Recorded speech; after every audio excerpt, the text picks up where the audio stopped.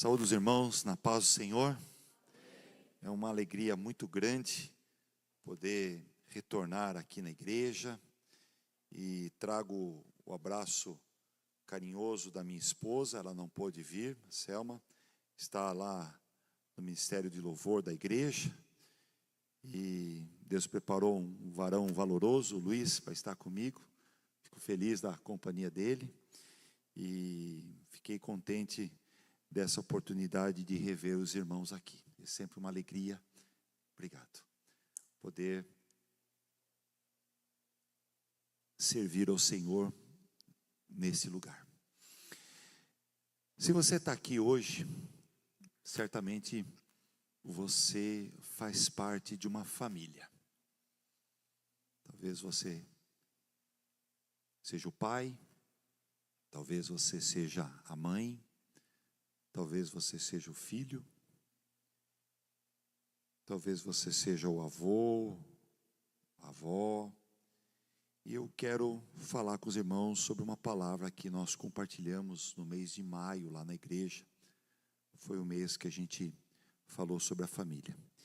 Queria que você abrisse comigo no Salmo de número 127. O pastor Edivil leu alguns versículos. E eu quero ler dois salmos com vocês. O Salmo 127 e o Salmo 128.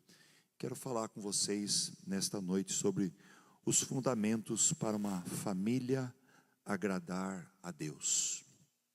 Diz assim o Salmo de número 127.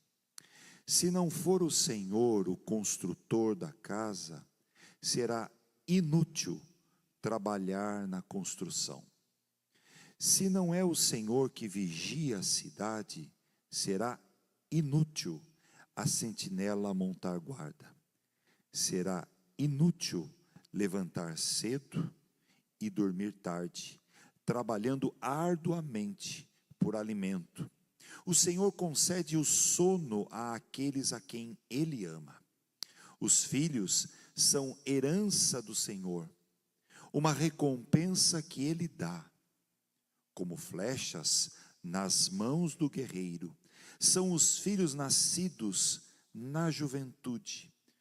Como é feliz o homem que tem a sua aljava cheia deles. Não será humilhado quando enfrentar seus inimigos no tribunal. Como é feliz, Salmo 128, como é feliz quem teme o Senhor, quem anda em seus caminhos. Você comerá do fruto do seu trabalho e será feliz e próspero. Sua mulher será como videira frutífera em sua casa. Seus filhos serão como brotos de oliveira ao redor da mesa. Como será abençoado o homem que teme o Senhor. Que o Senhor o abençoe desde Sião, para que você veja a prosperidade de Jerusalém todos os dias da sua vida. E veja os filhos dos seus filhos. Haja paz em Israel. Amém? Glória a Deus.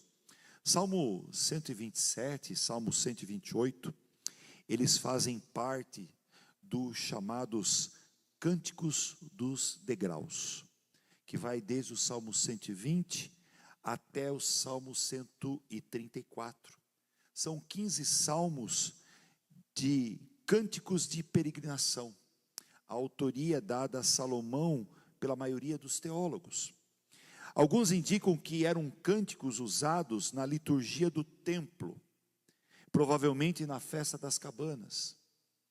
E uma boa parte defende que esses cânticos, eles eram trazidos, eles eram mencionados quando o povo saía em volta de Jerusalém e subia até Jerusalém, da redondeza até Jerusalém, cantando cada um desses hinos, esses cânticos, esses salmos.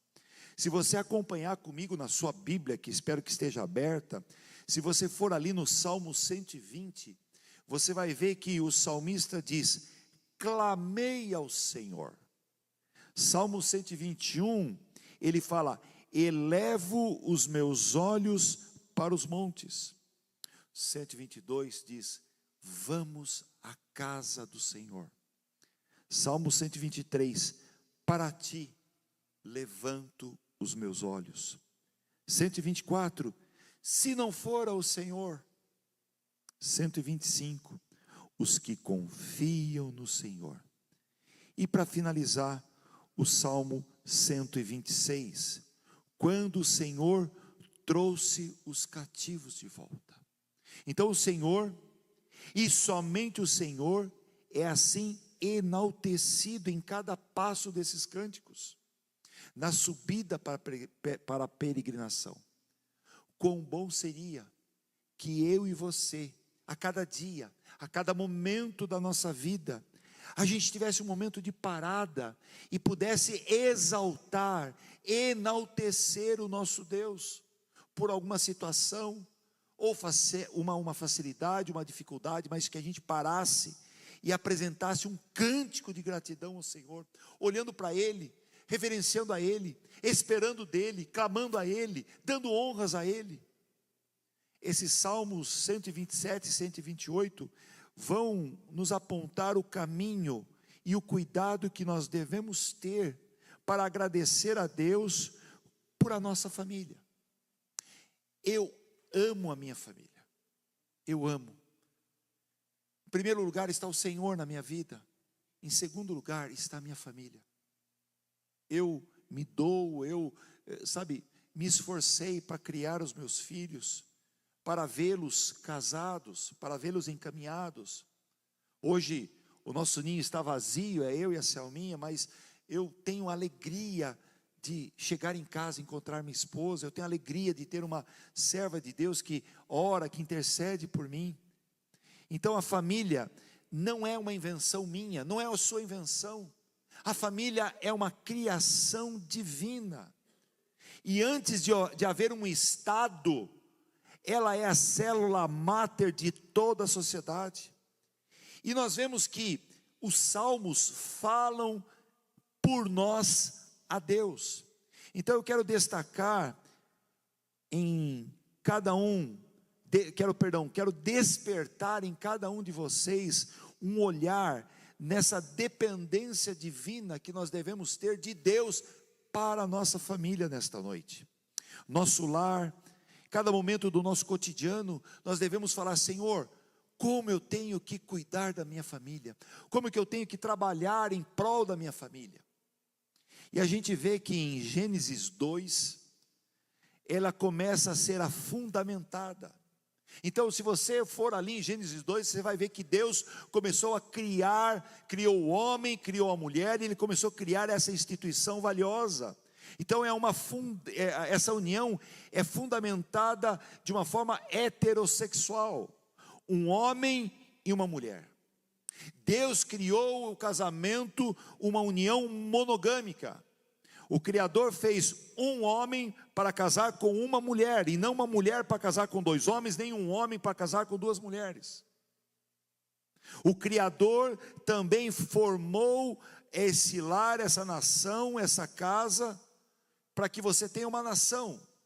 Eu sei que existem casos que você tem que morar aí por um certo tempo com seu pai, com a sua mãe, mas o que Deus preparou não foi um puxadinho na casa do seu pai, da sua mãe. Ele preparou que você constituísse uma família e tivesse um espaço na sua casa para que você adore o Senhor, para que você glorifique o Senhor na sua casa.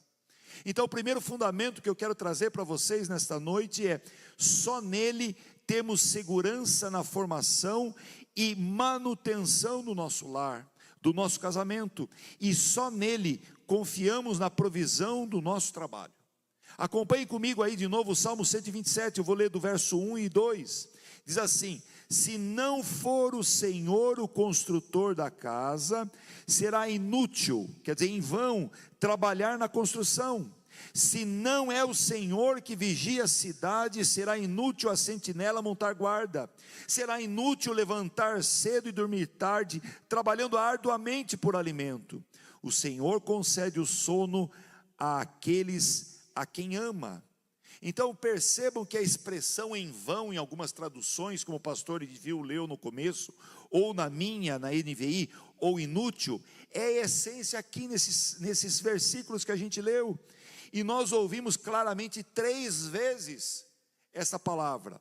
Então os homens que desejam edificar uma casa, né, homens que eu vejo que hoje nós temos na sociedade que o homem e a mulher trabalham, né? Então os homens que desejam edificar uma casa, um casamento, sabem sim que tem que se esforçar, sabem sim que eles têm que dar o seu suor, e consequentemente eles envolvem ali nessa edificação todo o seu talento, toda a sua força, mas nós devemos nos lembrar que se o Senhor não estiver conosco à frente, os nossos desejos vão fracassar. A casa, quer seja espiritual, quer seja material, familiar, que não for fundada, estruturada em Jesus Cristo, ela não tem sustento, ela não tem durabilidade. João 15:5 diz assim: sem mim vocês não podem fazer coisa alguma. O nosso casamento, a nossa família tem que estar estruturada, fundamentada em Jesus Cristo, e nessa regra que o Senhor deu, nessa aliança. Somente se Deus estiver no empreendimento, tudo vai correr bem.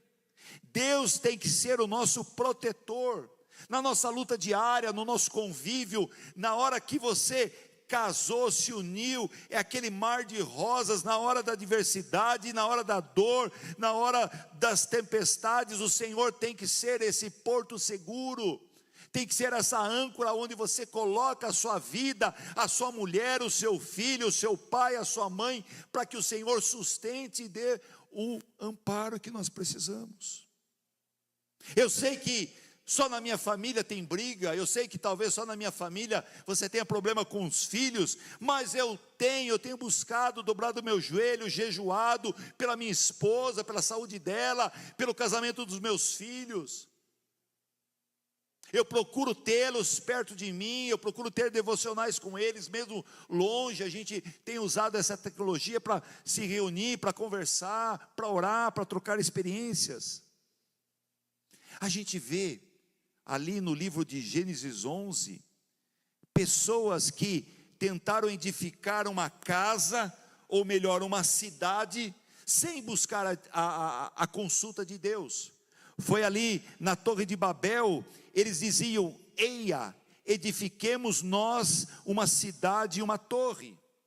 Eles estavam desobedecendo o que Deus tinha falado deles se espalharem, se multiplicarem. Eles queriam fazer uma cidade para chegarem até o céu, uma torre para chegar ao céu. E o Senhor devolveu essa palavra deles e ele falou assim: eia, desçamos e confundamos ali a sua língua. Então o esforço deles foi em vão, o trabalho deles foi em vão.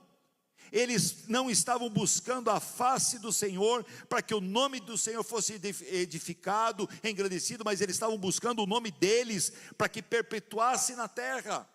Você passasse lá e visse: cidade Torre de Babel, nós construímos, nós edificamos, nós levantamos, nós dominamos, nós governamos. Porém, quando Salomão decidiu edificar, pegando todo o projeto que Deus tinha dado para Davi, ali em 1 Reis 5 e 6, as coisas foram muito diferentes. A gente lendo ali, a gente vê que todas as coisas se uniram sob a direção de Deus. Houve uma grande empreitada, e até o povo pagão se levantou para ajudar a construção daquele templo para o Senhor nosso Deus. Nós precisamos entender que sem Deus nós não somos nada. Não apenas nós gastamos a nossa força, empreendemos o nosso dinheiro, mas nós não conseguimos edificar nada. Sem o Senhor, como todos os que se esforçam sem Ele, estão edificando uma família sobre a areia. E vocês conhecem a história daquele homem sábio que edificou a sua casa sobre a rocha, e aquele tolo, aquele louco que edificou a sua vida sobre a areia. Nos dois casos veio a tempestade, nos dois casos veio a chuva, veio o vento. E a gente sabe que não é porque nós servimos ao Senhor que nós temos uma carteirada ou nós temos um para-raio que nos livra de situações. Não, o dia mau chega, a adversidade chega, o problema está aí muitas vezes batendo na porta, o sofrimento, as perdas. Mas nós temos uma rocha que nos faz inabaláveis. Nós podemos ficar tremendo, nós podemos ficar tristes, nós podemos ficar em luto, nós podemos ter perdas, mas o Senhor é conosco. Ele é o nosso sustento, Ele é a nossa fortaleza. Qual é a diferença? Nós servimos a Deus não por aquilo que Ele dá, mas por aquilo que Ele é em nós. Hoje de manhã nós estávamos falando lá na igreja, na escola dominical, sobre Atos 5, Atos 16, falando da ação do Espírito Santo de Deus na igreja ali que estava sendo edificada, espalhada na Samaria, na Galileia e nos confins da terra. A gente teve 3 casos ali, a gente teve Lídia, a gente teve aquela mulher escrava e a gente teve o carcereiro. As 3 pessoas foram convertidas. O primeiro caso de Lídia, a gente viu ali que foi uma bênção. O pregador, Paulo, foi lá, ela foi convertida, ele foi para a casa dela, ela foi sustentado por ela, ali amparado. Ela proveu o sustento ali na igreja, que bênção. Aí teve uma escrava que tinha um espírito imundo de adivinhação, ela foi liberta. E qual foi a paga que Paulo e Silas receberam? Foram maltratados, foram surrados, roupas rasgadas e foram para o cárcere. Ficaram presos pela cabeça, pelos braços e pela perna. E ali veio um terremoto. Quem viu as últimas notícias da Venezuela, aquele terremoto? Quando há um terremoto, há uma grande devastação. Mas ali houve um terremoto vindo da mão de Deus. O que caiu naquela prisão, no meio daquela caverna? As portas caíram, as correntes se quebraram, os troncos se quebraram. Mas o que eu quero destacar para os irmãos é que mesmo ali na prisão, mesmo ali com dor, surrado, maltratado, a palavra de Deus estava sendo pregada, não por aquilo que Deus estava fazendo, porque eles estavam presos, mas eles estavam pregando o amor de Deus, a palavra de Deus. E o que acontece quando as cadeias caíram? Acontece que quando você está preso, quando abrem as portas, saem as correntes, você quer mais sair correndo. Mas aqueles homens que ouviram a palavra de Deus na meia-noite, aqueles homens que cantaram à meia-noite, aqueles homens que oraram na meia-noite, eles ficaram lá, nenhum fugiu. E o carcereiro foi lá e viu e testemunhou o que Deus fez. Então a minha casa tem que ser fundamentada na rocha inabalável que é Jesus Cristo.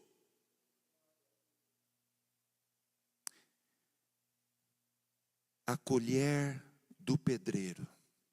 Quem já mexeu com construção aqui? Então vocês vão saber o que eu estou falando. A colher do pedreiro, o martelo, a plaina e a serra serão instrumentos inúteis, a menos que o Senhor seja o mestre da obra. Talvez você tenha a colher certa, a plaina, o martelo, e eu acrescento o prumo, que é fundamental para você construir uma parede, não é? Difícil fazer uma parede sem prumo, dá para fazer? Não dá. Você tem que pôr o prumo, a linha, não é isso? Fazer. Se a gente não tiver, a gente pode ter todos os instrumentos, mas se o Senhor não for o mestre da obra, não adianta nada. Então, ainda no verso 1 fala assim: se não é o Senhor que vigia a cidade, O Senhor é melhor do que qualquer exército. O Senhor é melhor do que qualquer sistema de vigilância. E o salmista aqui, ele não pede que o edificador deixe de trabalhar. Ele não quer que você pare de trabalhar. Ele não quer que você, sugere que você pare de ser vigilante. Ele quer que sim, que você mostre que a sua confiança, fazendo tudo isso, e apesar de fazer tudo isso, a sua confiança continua no Senhor. Temos que ser prudentes, zelosos, está tudo certo. Então nós dependemos. E para destacar essa importância de se depender de Deus, o veredicto, aqui que o salmista fala, será inútil, é pronunciado 3 vezes sobre a autossuficiência humana. Você vigia, você guarda, você trabalha, você se esforça, mas isso é inútil, se você estiver colocando a sua autossuficiência nisso. Deus e o homem estão envolvidos nessa aliança. E nenhum homem deve se atrever, ser louco, de dispensar esse parceiro maior. A graça de Deus é o presente que nos leva a trabalhar com confiança naquele cujo trabalho, cuja ação, cuja a intermediação, cuja olhar dele está sobre nós. Nós dependemos dele. Inútil o construtor trabalhar na construção, inútil a sentinela montar guarda, inútil o trabalhador levantar cedo e dormir tarde, se o Senhor não estiver nessa causa. Vejam que a grande questão está em que e em quem colocamos o alicerce da nossa construção. Eu sei que quando você foi casar, você orou e Deus preparou uma mulher, preparou um homem para você casar. Eu sei que você fez festa, você distribuiu convites, teve o noivado e teve tudo isso, teve a lua de mel. E eu sei que você está aqui hoje.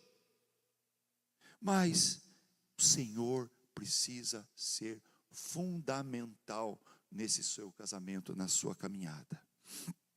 O nosso casamento e toda a nossa estrutura familiar deve ser formada e edificada seguindo o manual do Criador. Tem um manual, tem regras. Não é simplesmente você ir lá no cartório e fazer a publicação e preencher o requisito e levar testemunhas e tudo e fazer aquilo. Não basta isso. Não basta você escolher, você ter uma casa, montar uma casa e tudo bem. Não basta, você aprendeu. Não é o que você acha que pode ser ou não ser. Não é o planejamento familiar que você quer fazer, isso é bom você ter. Mas é o manual. Então há sentimentos sim verdadeiros no casamento. Houve o período de namoro e tem que continuar o momento de namoro. Os noivados alegres, mas a base precisa ser bem fundamentada. Bem como o nosso labor tem que ser colocado diante do Senhor, bem como a nossa confiança, a nossa vigilância, a nossa capacidade tem que vir dele e para agradar a ele. Você casou, você noivou, você tem filhos, você tem uma casa, um lar. Qual é o propósito de tudo isso? Qual é o propósito de você ter toda essa estrutura? O propósito é que Deus seja glorificado. A sua casa, o seu patrimônio, a sua família, os seus filhos, o seu trabalho tem um objetivo fundamental. É para o reino de Deus, é para a glória de Deus. Então todo o dinheiro, todo o esforço, tudo aquilo que você compra, tudo aquilo que você vende, seus bens, sua graduação, é para agradar ao Senhor. Dinheiro não mantém um casamento. Quem já ouviu falar de um homem chamado Bill Gates? O cara tem grana, não tem? Tem muita grana. Mas toda essa grana que ele tem, não foi capaz de sustentar o casamento dele. Acabou. Então o dinheiro não garante a longevidade do casamento. Nós devemos trabalhar, sim. Nós devemos desfrutar dos nossos recursos. Mas nós estamos acumulando, guardando isso para quê? Nós focamos no dinheiro e dependemos desses momentos para quê? É gostoso você pegar a sua mulher, seu marido e viajar, sim. Ir no restaurante, sim. Comprar alguma coisa, tudo certo. Não estou falando que isso é ruim. Você deve fazer isso. Mas nós precisamos entender aonde está firmado o nosso casamento. O trabalho não pode substituir Deus na sua vida. Chega a hora sim que as rugas chegam.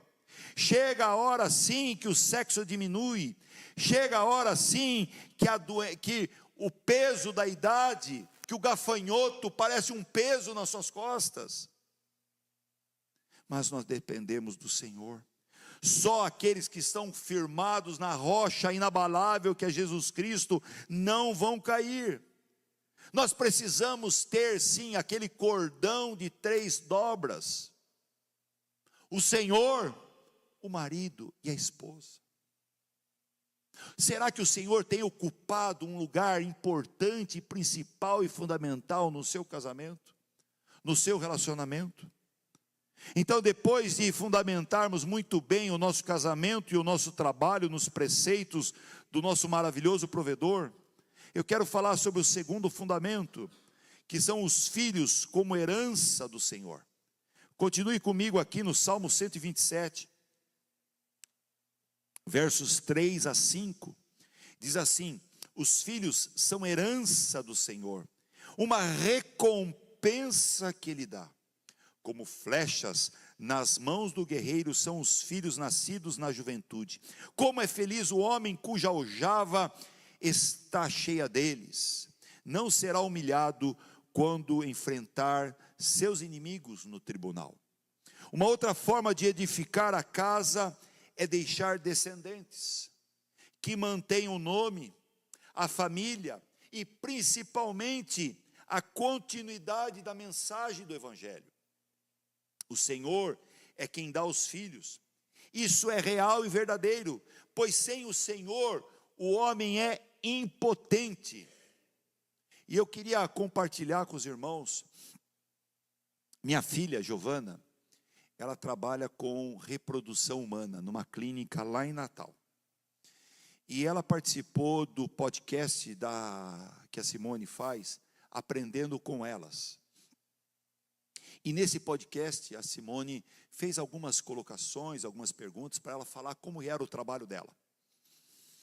E ela contou que existem alguns protocolos que a medicina, a ciência ensina para que possam ajudar casais que não conseguem ter filhos. Então, existe a coleta de óvulos, existe a coleta dos espermatozoides, existe toda uma análise desses óvulos, desses espermatozoides. Aí existe a fecundação, isso é colocado no útero da mulher, e há a gestação e há o crescimento, né? O desenvolvimento. Mas ela falou uma coisa que me chamou a atenção. Ela falou que mesmo quando eles escolhem um óvulo perfeito, um espermatozoide bonito, forte, fazem todo esse trabalho, mesmo assim, há a ação de Deus. Porque às vezes acontece que eles fazem tudo isso e não há uma fecundação, não há um crescimento. Então, mesmo assim, nós dependemos de Deus. Então, sem o Senhor, nós somos impotentes. Deus nos dá para que nós possamos ter filhos, nós os alimentamos, nós os ensinamos, nós os disciplinamos, nós carregamos muitas vezes ele por vários e vários anos. Para quê?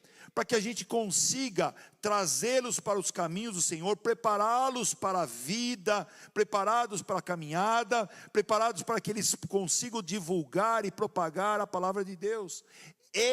Deus nos confia a eles como presente, como dádiva, como herança. O grande Napoleão, com todos os seus pecaminosos interesses, não conseguiu criar uma descendência. Centenas de homens ricos, de famílias ricas, talvez doariam a metade dos seus bens para terem filhos, para ouvirem o choro de crianças nascidos dos seus próprios corpos. Os filhos são heranças que o Senhor dá, são dados pela benevolência de Deus.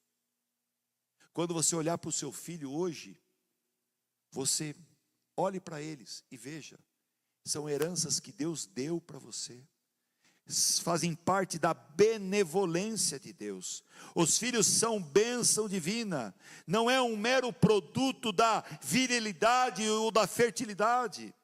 E aí o salmista usa uma expressão, ele fala assim: uma boa aljava cheia de filhos nascidos, não tarde demais na vida, era um grande bem para a família. E o que significa isso? E quando eu fui me debruçar nessa figura, eu achei super interessante. Naquela época, os filhos, bênção de Deus, ajudavam os pais na questão da agricultura, da pecuária. Era mão de obra que Deus preparava para que você criasse os filhos ali, tivesse mantimento, sustento. Mas por que eles seriam essa fonte de trazer esse alívio para os pais? Porque vamos supor que em algum momento o pai ou a mãe fossem acusados de alguma coisa errada ou de alguma situação complicada. Os filhos estariam ali perante o tribunal, perante a justiça, perante a lei ali, e falam assim: não, meu pai não fez isso, meu pai é um homem honrado, minha mãe é uma mulher honrada, é um homem de Deus, é temente a Deus, é trabalhador. Então os filhos têm o seu papel importante, porque eles vão te conhecer pai, vão te conhecer mãe, e vão te defender na hora da adversidade. Henry Smith diz: os filhos são flechas, pois se bem criados, atirarão contra os inimigos de seus pais, e se mal criados, atirarão contra os seus pais. Os filhos são criados para a vida, os pais carregam os filhos, as mães no ventre e os pais muitas vezes financeiramente, até que eles se formem. Carregamos por um tempo e não pela vida toda. Chega uma hora que o guerreiro pega a flecha e lança para longe, e não para nós. Quem casa, quer uma casa, quer um espaço, quer um lugar de você edificar uma nação. Então nós vimos o primeiro fundamento, que foi uma família edificada em Deus e um trabalho na dependência do provedor. A segunda fundamento que acabei de falar: os filhos serão lançados, preparados para a vida, para andar nos caminhos do Senhor. E agora o terceiro e último fundamento que eu quero compartilhar com vocês, está ali no Salmo 128, você acompanhe comigo na sua Bíblia, a realidade de uma família abençoada por Deus. Você percebe que o Salmo 27 acaba: como é feliz o homem, e ele começa aqui: como é feliz quem teme ao Senhor, quem anda em seus caminhos. Você comerá do fruto do seu trabalho, e será feliz e próspero. Sua mulher será como videira frutífera em sua casa, seus filhos serão como brotos de oliveira ao redor da sua mesa. Assim será abençoado o homem que teme ao Senhor. Que o Senhor o abençoe desde Sião, para que você veja a prosperidade de Jerusalém em todos os dias da sua vida, e veja os filhos dos seus filhos. Haja paz em Israel. No Salmo 127 indica a maneira como a casa pode ser e deve ser edificada, envolvendo o trabalho e a criação dos filhos. Mas aqui no 128, dá uma imagem já da casa formada, edificada, adornada com alegria doméstica, por intermédio da bênção do nosso Senhor. Há claramente um avanço na era, nos tempos, pois aqui nós passamos de filhos para filhos, e também um progresso em felicidade, pois os filhos do 127 eram como flechas, e aqui no 128, eles são como oliveira, plantados ao redor da nossa mesa. Então a gente fecha o 127 e abrimos o 128 como uma bênção. como é feliz, como é bem-aventurado. Então esses dois salmos estão ligados não só por isso, mas também por uma intimidade que está falando da família, da edificação de uma família. Então o salmista aqui, ele não dá ênfase a possíveis progressos patrimoniais, ele não dá ênfase a títulos acadêmicos, ou ele traz holofotes para a projeção social que aquela família conseguiu alcançar, mas ele fala como é feliz quem teme ao Senhor e anda nos seus caminhos. Talvez você busque para o seu filho uma jornada acadêmica, talvez você busque uma projeção profissional, e isso é bom, é gostoso, mas a questão que o salmista fala, a sua família tem que ser feliz, fundamentada quando você teme ao Senhor e anda nos seus caminhos. Não há progresso profissional, promoção profissional, não há título acadêmico que traga para você a alegria que o Senhor promete àquele que teme ao Senhor e anda nos seus caminhos. O temor a Deus é a pedra fundamental de toda a bem-aventurança, é o princípio da sabedoria. Nós devemos reverenciar o bendito Deus antes que possamos receber essas bênçãos. Somos bem-aventurados porque o Senhor nos chama de filhos, co-herdeiros de Jesus. Como somos felizes quando o Senhor está reinando na nossa família. Andar nos seus caminhos passa bem longe de você ter uma vida de religiosidade. Andar nos caminhos do Senhor passa bem longe do que você ter uma vida de ativismo, de projeção do seu eu. A família começou, fundamentou-se em Deus, os filhos foram criados para a glória de Deus, então sim, a sua família vai ser abençoada. Se alguma coisa mudar no meio desse caminho, com certeza não é o plano de Deus, não é o projeto de Deus. Antes da queda, o paraíso era a casa do homem. Desde a queda, a sua casa tem sido o paraíso. Eu quero dizer para os irmãos que eu tenho uma alegria quando eu chego na minha casa, porque ali habita o Senhor, ali habita a paz, a alegria.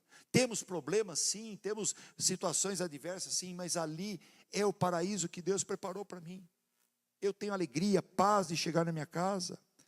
Eu ali busco ter momentos de devocionais com a minha esposa, de oração com ela, troca de experiências.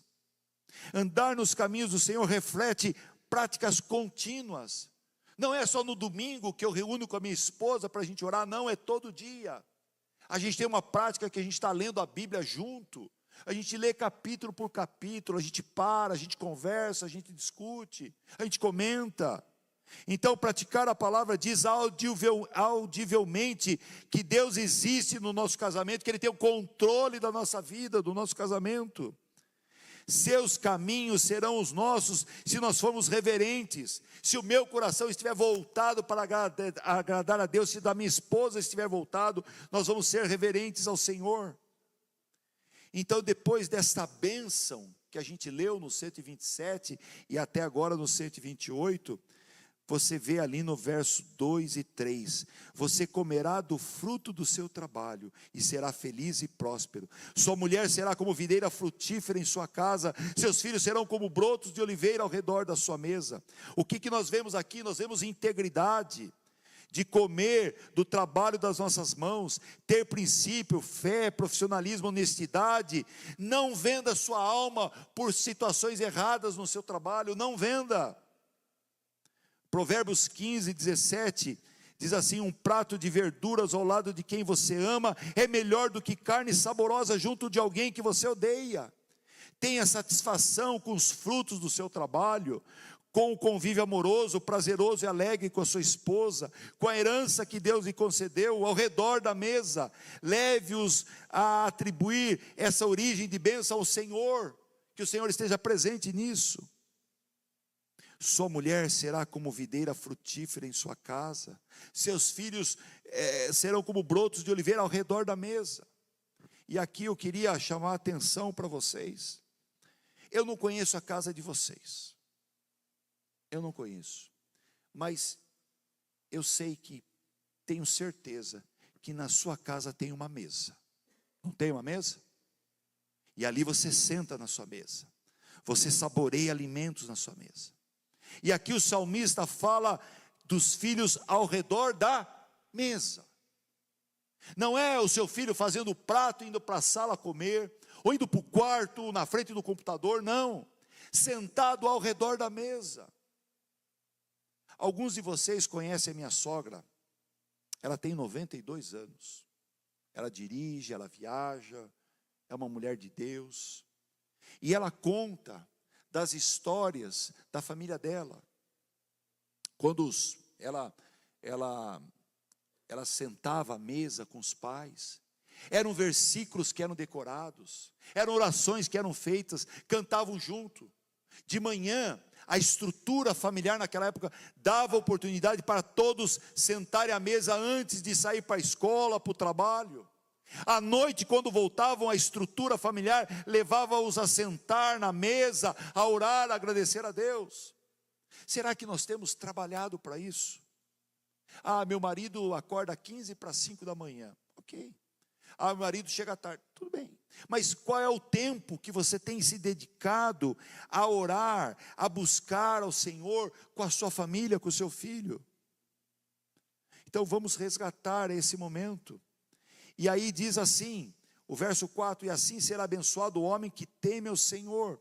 Então o resultado dessa postura falada até aqui é temer ao Senhor. Não é você depender da evolução política e econômica do Brasil, não é você depender de um trabalho, não, é depender da provisão do Senhor, de temer ao Senhor. E o verso 5 e 6, que o Senhor o abençoe desde Sião, para que você veja a prosperidade de Jerusalém todos os dias da sua vida, e veja os filhos dos seus filhos, haja paz em Israel. Primeiro, casamento. Segundo, os filhos pequenos. Terceira fase, os filhos adultos ao redor da mesa. E a quarta fase, talvez alguns de vocês aqui já estão desfrutando dessa quarta fase, a chegada dos netos, os filhos dos netos. Então, os netos são a sobremesa da vida. A Bíblia descreve os netos como uma grande bênção, herança de Deus, coroa dos idosos, simbolizando honra, alegria, continuidade da família. Eles representam uma continuação da sua família. Você teve o seu filho, ensinou os caminhos do Senhor, e ensinou a eles que ensine os seus filhos, ora os seus netos, a andar nos caminhos do Senhor. Então a nossa família não é perfeita, mas nós temos que investir nela, nós temos que se dedicar nela.